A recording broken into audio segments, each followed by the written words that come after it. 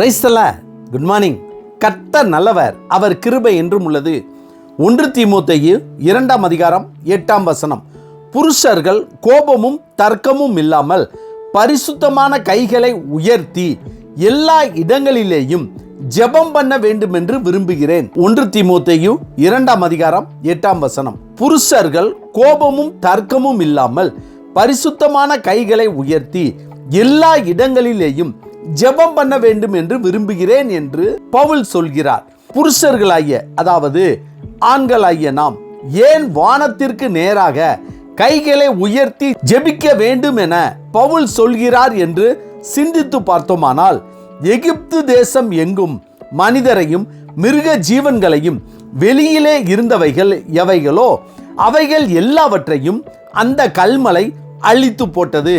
அது வெளியின் பயிர் வகைகளை எல்லாம் அழித்து வெளியின் மரங்களை எல்லாம் முறித்து போட்டது.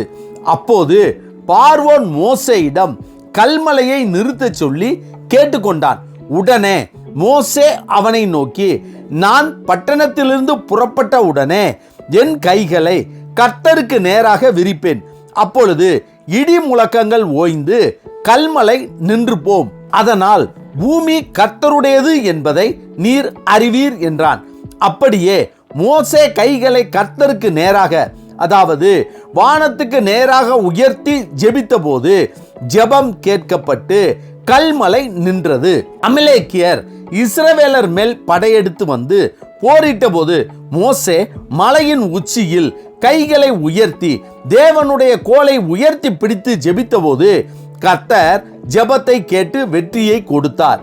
எந்த மனுஷன் ஆனாலும் இஸ்ரவேலாகிய உம்முடைய ஜனத்தில் எவனானாலும் தன் வாதையையும் வியாகுலத்தையும் உணர்ந்து இந்த ஆலயத்துக்கு நேராக தன் கைகளை விரித்து செய்யும் சகல விண்ணப்பத்தையும் சகல வேண்டுதலையும் உம்முடைய வாசஸ்தலமாகிய பரலோகத்தில் இருக்கிற தேவரீர் கேட்டு மன்னித்து ஆசீர்வதிப்பீராக என்று சாலமோன் ராஜா ஜெபிக்கிறார். யோபுவின் நண்பனாகிய சோப்பார் யோபுவை பார்த்து, நீர் உம்முடைய கைகளை கர்த்தருக்கு நேராக விரித்தால் அவர் உன் விண்ணப்பத்தையும் வேண்டுதலையும் கேட்பார் என்று சொல்கிறார். என் கைகளை உமக்கு நேராக விரிக்கிறேன், வறண்ட நிலத்தை போல் என் ஆத்துமா உம்மேல் தாகமாய் இருக்கிறது என்று தாவீது தன் கைகளை உயர்த்தி ஜெபிக்கிறார்.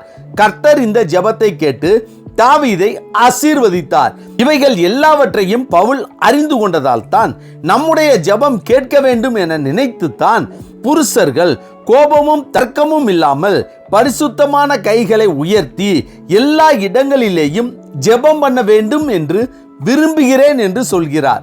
கர்த்தருக்கு பிரியமானவர்களே, நாமும் நம்முடைய சத்துருக்கள் எதிர்த்து நிற்கும் போதும், அந்தகாரத்தின் கிரியைகள் போராடும் போதும், எல்லோராலும் கைவிடப்பட்டு ஏமாற்றப்பட்ட சூழ்நிலையின் போதும், சோதனைக்குட்பட்டு நிற்கும் போதும், உடல் நல குறைவின் போதும், நம்முடைய தேவைகளுக்காகவும், நமது நண்பர்கள் உறவினர்கள் மற்றும் நமது தேசத்தின் சூழ்நிலைகளுக்காகவும் நம்முடைய கைகளை பரலோகத்தின் தேவனுக்கு முன்பாக உயர்த்தி ஜெபிக்கும் போது பரலோகத்தின் தேவன் நம்முடைய ஜெபத்தை கேட்டு நமக்கு ஜெயத்தையும் ஆசீர்வாதத்தையும் கொடுப்பார்.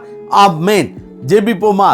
சர்வ வல்லமை உள்ள சேனைகளின் தேவனாகிய கர்த்தாவே, நாங்கள் எங்களுடைய கைகளை பரலோகத்தின் தேவனாகிய உமக்கு நேராக உயர்த்தி எங்களுக்காகவும் எங்கள் தேவைகளுக்காகவும் எங்கள் தேசத்துக்காகவும் நாங்கள் ஜெபிக்கும் போது பரலோகத்தின் தேவன் அதை கேட்டு எங்களை சந்திக்கும்படியாய், எங்கள் தேசத்தை சந்திக்கும்படியாய் நாங்கள் ஜெபிக்கிறோம். கர்த்தாவே, இந்த நாளை நீர் எங்களுக்கு கொடுத்ததற்காய் நன்றி.